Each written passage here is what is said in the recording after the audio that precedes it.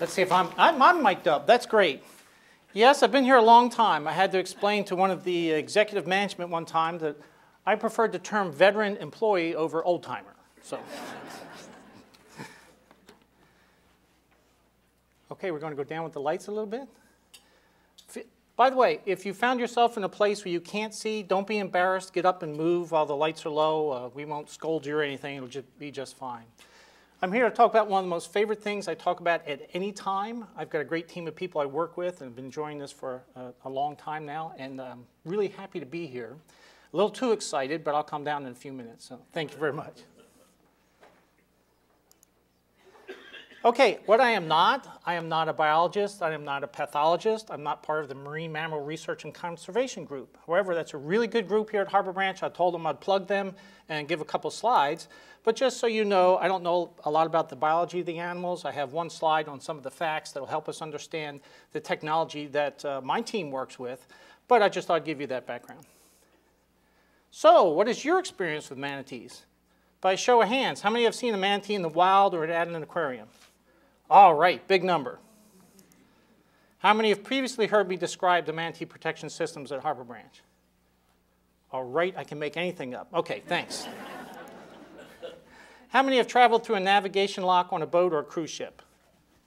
Wow, okay, good. This will be good. How many are familiar with South Florida Water Management District? Is it mainly through your tax record or the work they do? Okay. And how many have a really good sense of humor? Okay, that's a good start. All right, here we go. We may get challenged a little bit tonight, so I want to make that sure. Where's the direct path to the door? Okay. Okay, I love manatees. But, oh, I have the wrong slideshow? Oh, okay, that's not good. Okay. There's a manatee. There we go.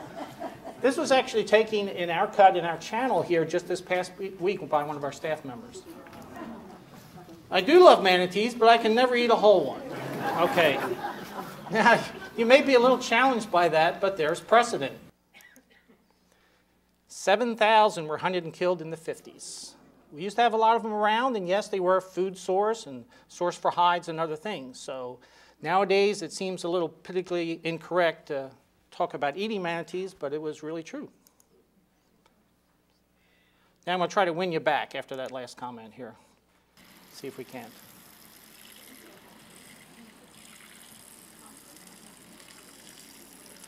Just a little runoff through the drainage pipe.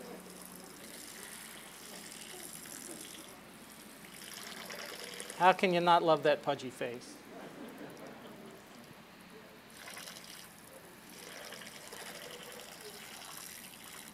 Okay, round.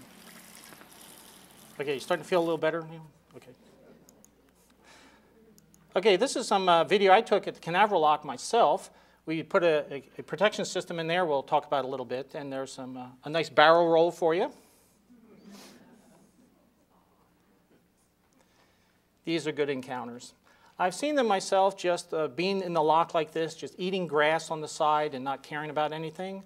I've seen them thrashing around while I was up there doing some work. There's a nice dive. And there was a pair of them that came in. They were just rolling and tumbling. I said, are they fighting? They said, no, they're doing the manatee wild thing. So that was a good thing that day. Okay, this is a lock. I wanted to show you the locks we'll be talking about today are gravity fed. They don't have underground pipes like some of the larger locks do. And the water just comes pouring in.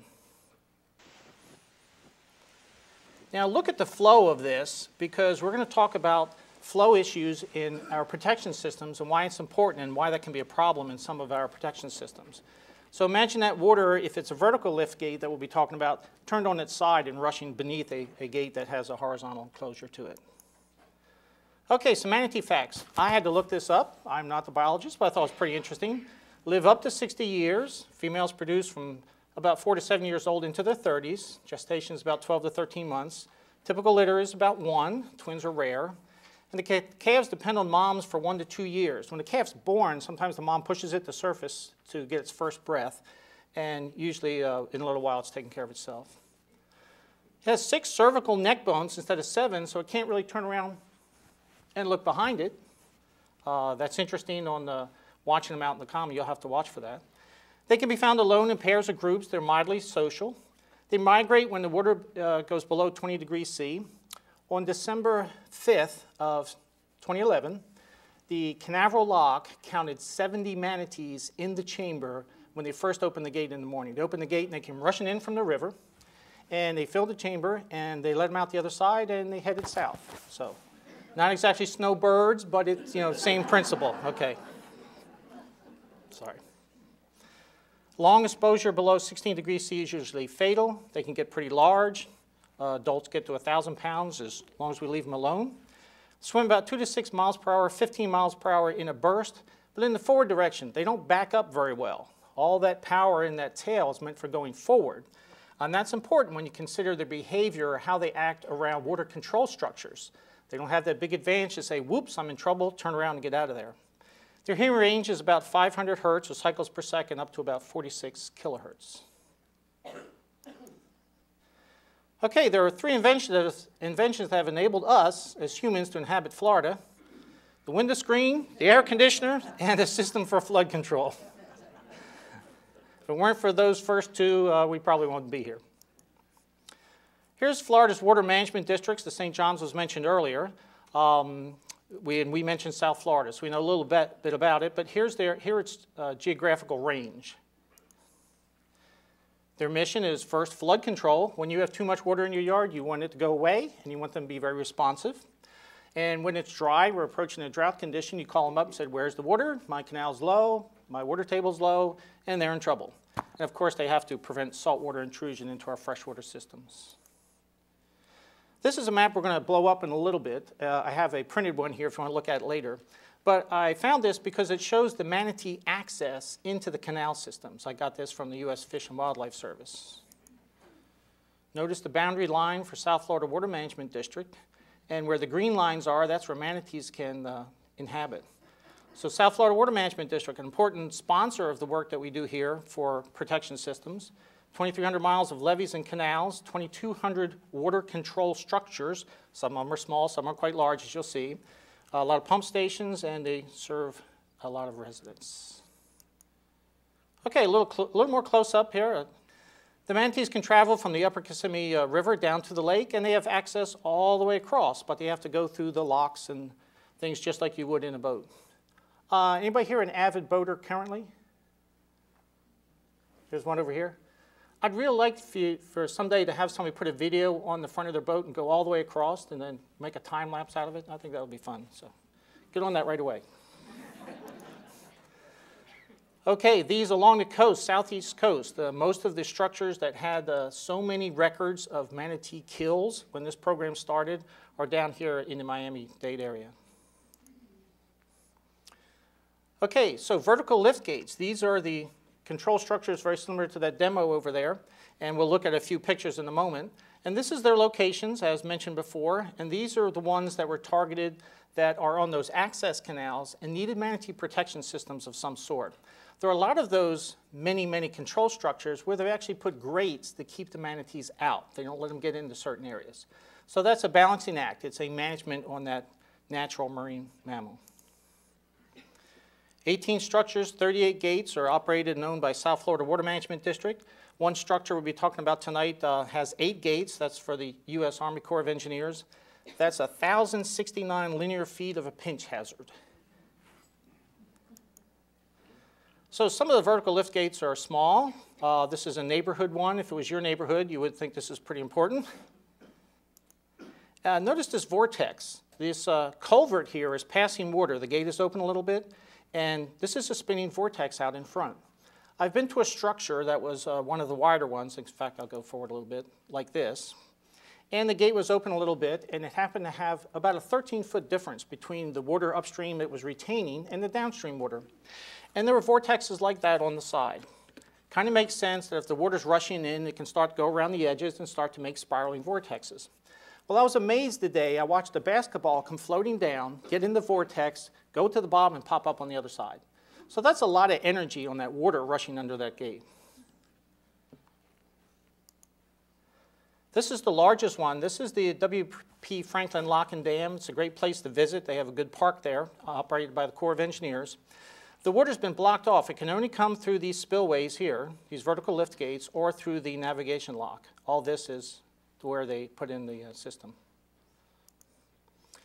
So those gates are huge. They flow a lot of the water. It's the main drainage out to Caloosahatchee on the west side of Lake Okeechobee.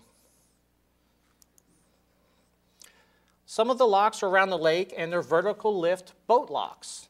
So this is on top of the levee or the berm, and there's a vertical gate that keeps the water in the lake, and a gate down here at the rim canal that allows the boaters to come in, raise or low, just like a water elevator. Here's a look on the rim canal side, and here's someone actually going in underneath on the lake side.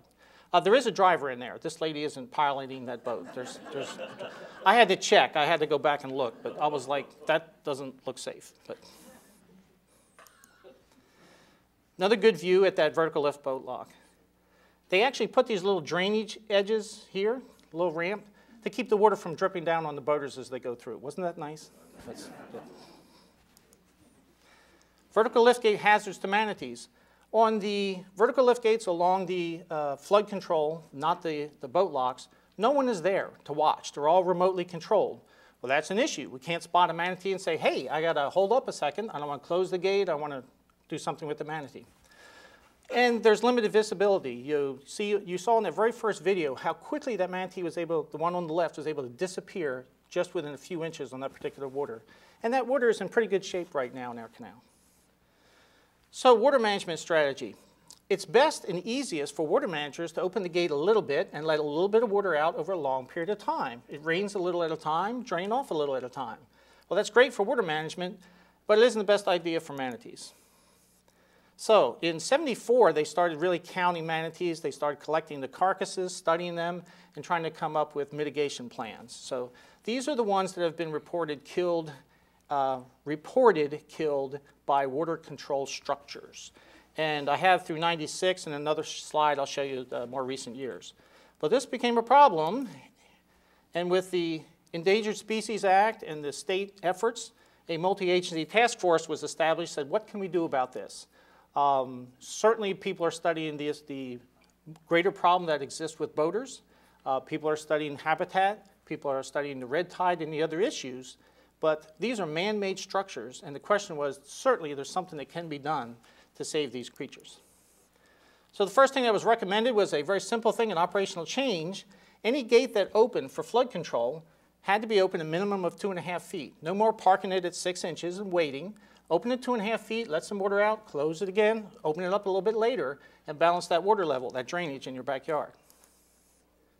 However, more gate cycles equals more opportunities for crush injury. So the manatee mortality numbers after this policy was established actually went up. But instead of drownings, they were getting crushed manatees. So you look at the bottom of this lock, you can see that it's a long edge where it seals, but all the structure can be hazardous. Okay, manatees getting crushed in gates is real and tragic. They have recovered manatees that have bolt hole patterns, heads of bolts that they could trace back to individual structures. They're hydraulic, they're very powerful, they have 60,000 pounds, some of them are very heavy, and they don't really have much of a chance if they get caught. So there's a typical structure. You can think about what you saw on the bottom of the gate and see how this could occur. What a downer, okay. So South Florida Water Management wanted to be proactive, and they made a detection system. It was finger sensors. And basically, they put a block across the bottom of the edge of the gate, and they had these plungers, these spring-loaded plungers that stuck down. Now, when the gate was closed, they were up inside the block. And as the gate raised, the springs would push them down. And that worked great. Because as the gate came back down, if they encountered a manatee, they would fold up, a magnet would set off a reed switch, and they'd get a signal saying, oh, we've touched a manatee. Well, that was a pretty good design. They had some good things about it. It was simple. It was very sensitive to the manatee. It was a very soft spring. And the vertical lift gates, one critical point about them that in designing manatee protection is that they move slowly. They move at 6 inches a minute. So there is time to make contact with a manatee without crushing it. That's the vertical lift gates. So those finger sensors are impervious to flow. The great amount of flow underneath didn't bother them, but they encountered some problems on their prototypes. It was too simple. If one of those little plungers got stuck, the whole system was defeated. There was no redundancy. They had moving parts. Well, in the dry season, you don't open the gate for a very long period of time.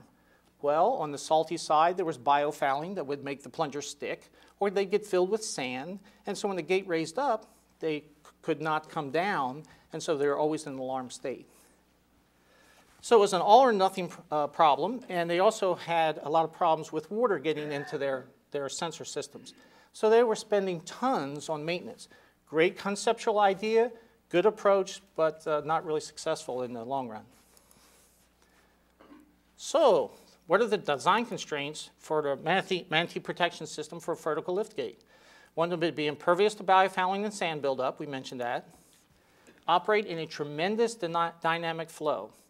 For thinking about the flow, think about your water hose. When your thumb's off of it, it's just coming out and hitting the ground, but as you put your thumb over it and restrict that zone, it starts shooting across. Same thing happens underneath these gates. So we talked about the water coming from the side, being constricted vertically, and a lot of these have concrete weirs at the bottom where the seal is. So there's a very dynamic washing machine type issue beneath these gates. The flow is a real challenge. It needs to be, a new system should be resistant to false triggers or damage from debris. How about redundant sensing? If some parts fail, we want the rest of it to be operational. These are all the things that had to be considered to design a new Manatee protection system for the vertical lift gates. And South Florida Water Management wanted it to require little maintenance. They were getting burned on the maintenance on their existing system, and every 10 years they had a cycle of refurbishing the gate. They would close down the gate, they would dewater it, that means put stop logs in and pump the water out. They would remove the gate and take it to West Palm Beach and sandblast it and paint it and then put it back. So they did that on a routine 10-year basis, and they wanted a protection system to last 10 years. Now, they didn't want it to be affected by the static water level in the canal. That is another issue, another constraint. And don't forget, the advantage we have is that the gates move very slowly and that the hazard is defined as a long line. So, anybody have any suggestions? We thought about it. We would like to use a non-contact system like optics, like lasers, but that's maintenance and turbidity and flow. Any other sensing technology you can think of? Acoustics. Okay, that flow issue is there again, and maintaining the sensors, another issue. So kind of challenging. The flow was the real showstopper for the acoustics. Yeah, it's about where we ran out of ideas. Okay.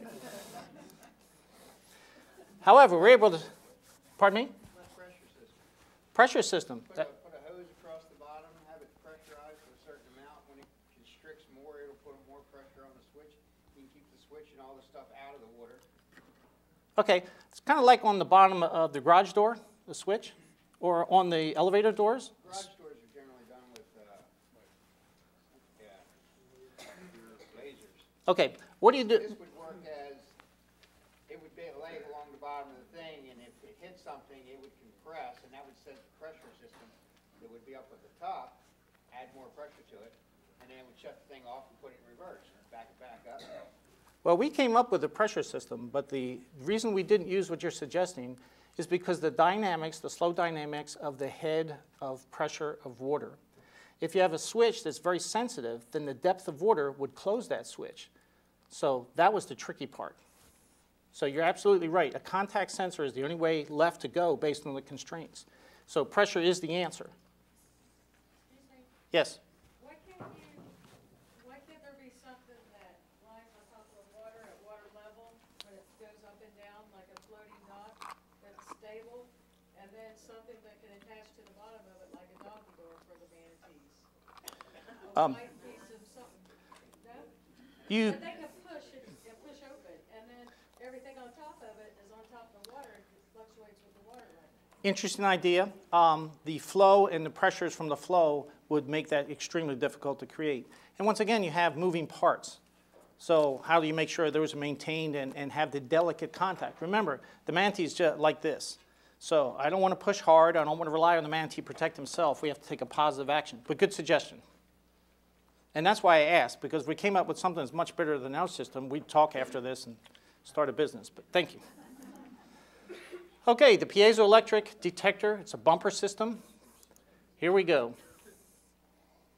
We designed an engineered structure, a custom, what looks like a bumper. It's bolted to the bottom of the canal with stainless brackets. It's got piezoelectric tiles, and we'll describe what those are in just a moment, and cables to bring that to the surface. So instead of being on the gate, we're on the concrete floor. So that's why we solved an extra problem in that the existing system had a cable management issue when it's connected to the gate. The gates move up, you know, they could be 20 feet, so you had to manage all that cable at the surface. Leaving the cable coming up the wall solved that. Okay, let's take a look at a video. This is an example of the gate part at a 6-inch, 12-inch opening. The flow can be so great with the manatee upstream that he can lose control, be pinned just by the forces of the flow. And that's not good. So that's where they came up with the number of drowning deaths. So after they said, well, we'll just park them at 2.5 feet. That's the solution. We'll always have it at 2.5 feet. Great. That's happy music for the manatee. If the gate's at 2.5 feet, there's a tremendous difference in flow versus the 6 inches. So maybe the manatee can swim upstream through the gate also and migrate. However, as we said, if we're going to be closing the gate quite often, that's more opportunities to trap the manatee, and this is an example. Now the gate doesn't move this fast. This is just for the animation. It's not a guillotine. That's not it. The blips through the video were put in there to help you relate to the flow. The flow and the turbulence. You know, there could be washing machines rolling along, bouncing along the bottom.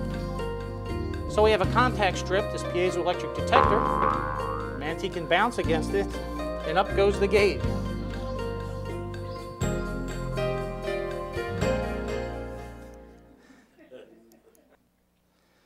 Okay, features of our bumper system. It's very sensitive in the normal direction, on the top. Remember, it's sitting on the ground. And, excuse me a second. This is one in a real stainless steel bracket, and it's a real section of the bumper, so it actually looks just like that on the floor of the canal. It's an engineered shape, has no moving parts for service. The casting materials that were selected, there was a previous Navy study for 20 years. It says the outer material, the casting, will last that long, so we got our 10-year life out of the casting. It's multiple tiles. Pardon me a moment.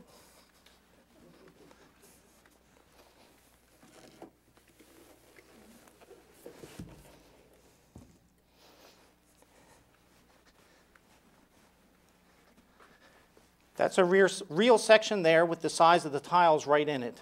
In fact, Dan, if you wouldn't mind this time, Dan's going to go to each section and he's going to hand out, get a piezoelectric tile passed around so each can take a look at it and flip it. Piezoelectricity, anybody know what that is? That concept? Yes, you do know. I'll go ahead and share it. You can tell me if I'm right. How's that for a deal? It's a property of a material where if you stimulate mechanically, it'll generate electric charge. And it can have reciprocity, where you put electric charge across the material, the crystalline structure, and you can get it to mechanically deform. So we used it in the first structure. We embedded them into this urethane on the bottom of this bumper. So when there's contact on the top, it puts strain into the tile and it generates electric charge. But, oh, sure. I can do better than that. How's that? Obviously, I hadn't planned for that being that significant, but that's good. Okay, so each tile is connected to the surface, and with 3 tiles in a row, spaced the way they are there, if the middle one goes bad, the 2 on the other side take care of that zone. So it's redundant. So you can see it's a very elegant design, and we've met all the features needed. The most important feature is the bottom statement here. These piezoelectric tiles have no output under static pressure, only dynamic pressure. So it doesn't really matter what the depth of the water sitting on that is, or whether there's a sand buildup, it still has the same sensitivity. Okay, let's do a demo. Can I have a volunteer who's fairly sure-footed? Need someone the size of a manatee? It doesn't have to be a big person, no. But you're welcome. You get both. How's that?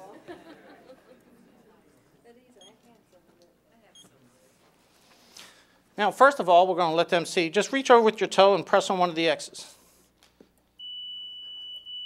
Did it take very much pressure at all? No. It's very sensitive. It's not set quite that sensitive out in the field, but for demonstration purposes, it tells you. And you really couldn't see it move. It was just a pressure distribution. Worked really well. Now, what I'd like you to do is I'd like you to put two hands up here and stand on top of this bumper. Okay? Now, you want to try to be as still as you can till the sound goes off. Now, you represent the weight of the water. Now, I could press on your foot or on the tile and not add much delta pressure. How about a little bit more than that?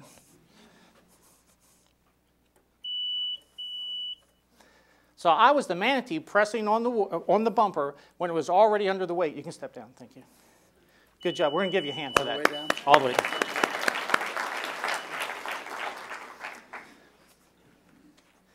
That kind of tells you the whole story right there on the effectiveness and uniqueness of this engineered sensor system.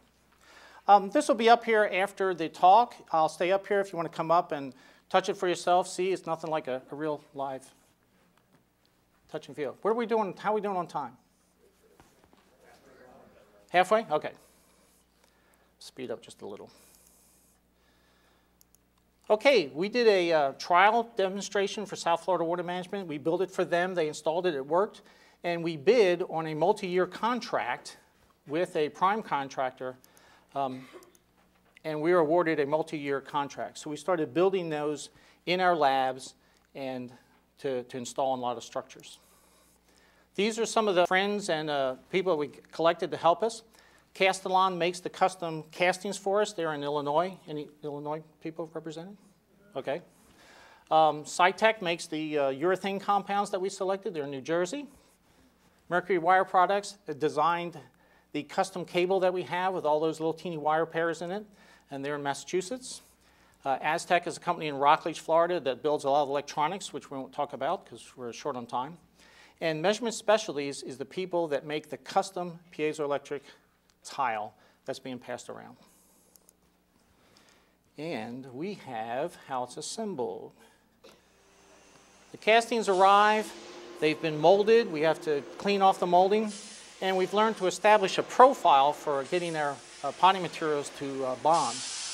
We tried using outside vendors, we tried doing it ourselves out on the dry dock, and we didn't have enough quality control. So we built our own sandblasting equipment and automated processes to pull it through and get even blasting.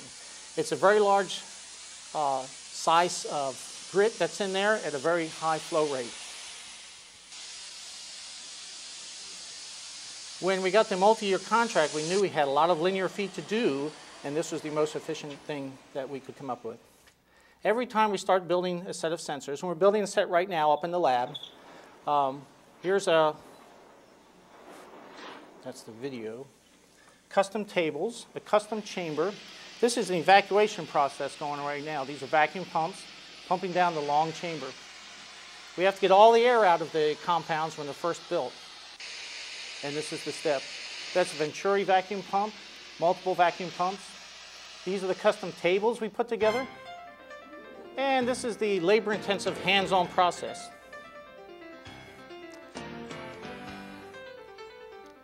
The compound's fairly thick, much thicker than a syrup. There's the back of Oliver's head.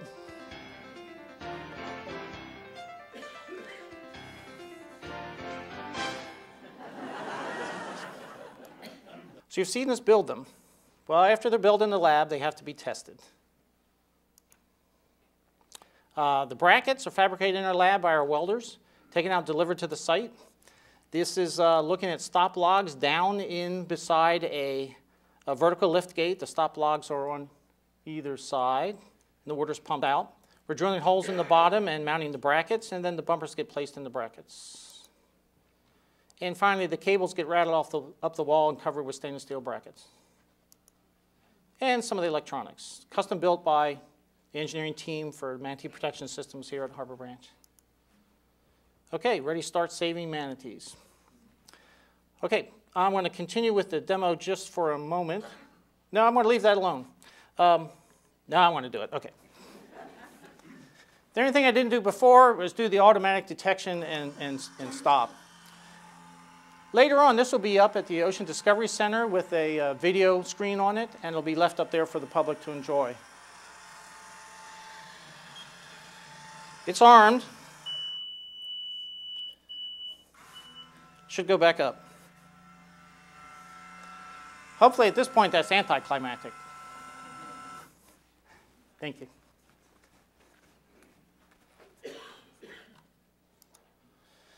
Sensitivity testing. How do we know how much force it takes to set off an alarm? The customer didn't ask us that. We asked ourselves that.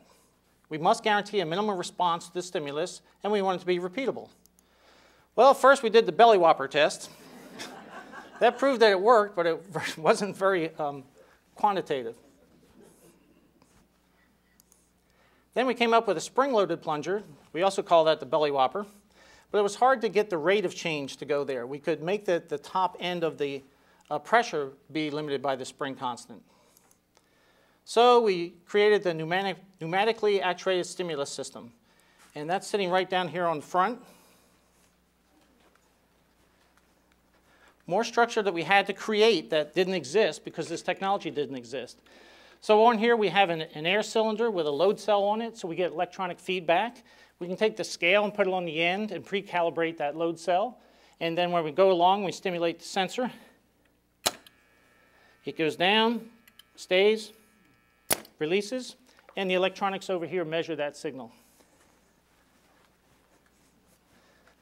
That allows us to put some quality control and have very repeatable results. Now this variation, anybody have any question about that variation? No, I don't either. It's okay. It's very repeatable, but it's very, very sensitive. And this is the signal that we get out of this system by the flow of the water at about 6 inches. Okay, can the Manatee PED sensor, Piezo-Electric-Detector, can that be used on the sector gates at the navigation locks around Lake Okeechobee? Well, they move about 20 times faster. So we don't want to make contact with the manatee if the gates are moving so quickly. We may not have time to stop the gate in time to protect the manatee. The pinch hazard is also a complex shape, and it varies based on the operating modes. The 2 sector gates can be opened both at the same time or one at a time. So that makes the pinch zone very complex. That was the universal symbol for pinch zone. Okay. There's really no mounting space on the edge of the sector gate to put the standard PED bumper.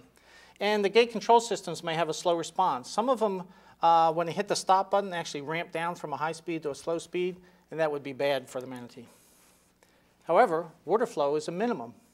By the time the gates have opened up, the water level is stabilized. We're trying to protect the manatee as the gates closed. Water flow is not an issue. That's in our favor. There is an operator present. He's very busy keeping you, the public, safe, so the system needs to be autonomous. Suggestions? Okay, go ahead. We'll jump ahead to the acoustics.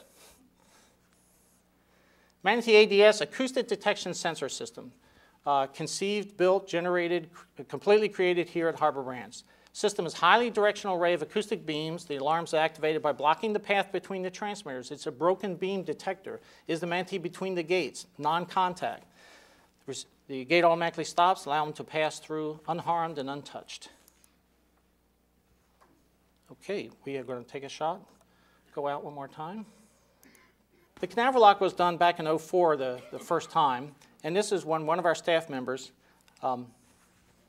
George LaBarca, don't send, actually went down the side into the chamber in his wetsuit with his flippers on And he got in between the gates, and the media was there. It was a big media day. We had installed the system. And he swam through. The alarm went off. The gate stopped and opened back up. Everybody was really happy. Mostly George. The Army Corps of Engineers came to me right after that demonstration and said, "That was really impressive. Don't ever do that again."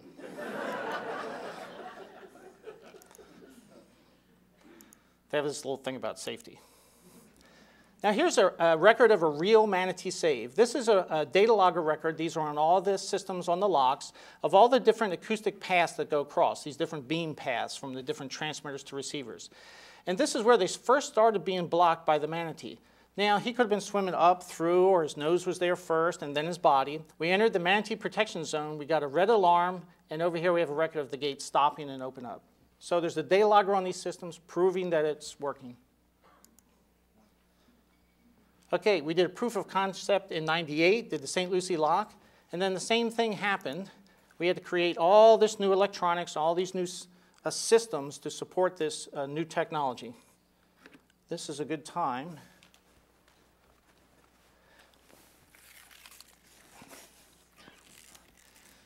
This is a real functioning, well, not at the moment, but a real functional acoustic sensor. It's got belt and suspenders in that the elements are embedded in these polyurethane castings. We also put an extra cover on the front. The reason we do that is because this is in the water for a long time and is susceptible to biofouling. So it has to be cleaned, it has to be scrubbed, and that's a violent way to clean it. So if these covers come off, it still works just fine. So this is the spatial resolution, how often we have a sensor in the water. So we maintain that 6 inches that they had on the vertical system with the fingers, remember that? And you saw it also on the bottom of the bumper. What's also here with these acoustic beams. The reason is they want us to save an 18-inch manatee. That was the target zone. So what's neat about this, if there are 2 of these wide apart and a big manatee comes through, he can block 2 beams. If they get closer, we can detect a smaller manatee because it only has to block 1 beam. So the system's self-adaptive that way. Very effective. And I know you're going to ask later, very expensive. Some of our partners we had to add to make the custom acoustic elements for us. We don't do them ourselves. And the people that helped us get into programmable logic controllers. We got a lot of training and product support. So the same thing happened. We had done a development job as a Harbor Branch, as a not-for-profit. We did a development project, showed a proof of concept, installed 1 system, but it was government money, so we had to do a bid. We had to go through a bid process.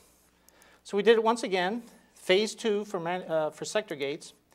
And fortunately, the same prime contractor, Underwater Engineering in Fort Pierce, also won the contract for that. And we had another 4 years to work with that prime contractor. So we have systems that are the Ortona lock, Okeechobee lock, WP Franklin lock. That's the one with that real wide gate on the Caloosahatchee. Port Mayaka at the lake where the St. Lucie Canal goes into the lake, the St. Lucie lock. This Clewiston lock was taken off the list, so we were hoping to protect that, but they decided that it wasn't needed. And the last one for us to do is the Moorhaven lock. That's supposed to be done this summer.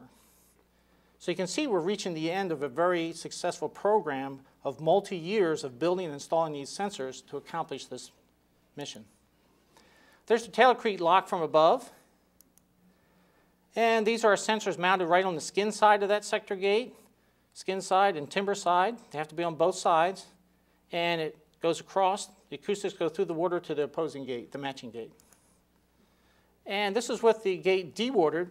You notice they have these heavy chains along the bottom. That's supposed to be a manatee keep-out zone. And we're protecting acoustically between the pinch zones. And it's a lot of work to climb down into those dewatered canals. It's hot. They always do it in the summer. And our team worked really hard doing a lot of different things. There's dewatered gates and then back with the water in them. This is the Moorhaven lock. It's a pretty big lock. See these stairs here? The second time you go up and down them, they're really tall. Okay, so our team has worked long and hard, months of weekly deployments from different years for all this work we've done. We've driven 63,000 miles because we bought a van, knowing that we'd put that many miles on it. We have hundreds of stories. The summer dewaters, there's no breeze in the chamber. It can smell of volcanic decay. There are storms with horizontal rains we got called in when we were up on top of some of these structures. And we have a dive team that we may dive in 60-degree water. So we've been very nice to our people.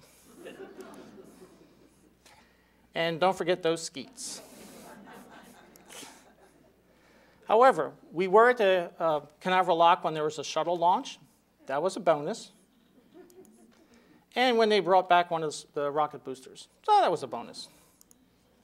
Have we made a difference? Well, this is the 96 to getting close to 2012. So we saw this trend going up and up and up. And then these are the number of gates of PED bumper systems that have been installed. We've reached the end of that program in 05, 06. And this is when the locks were put online. So if we get that last Port Mayaca lock put on, maybe we can drop this to 0.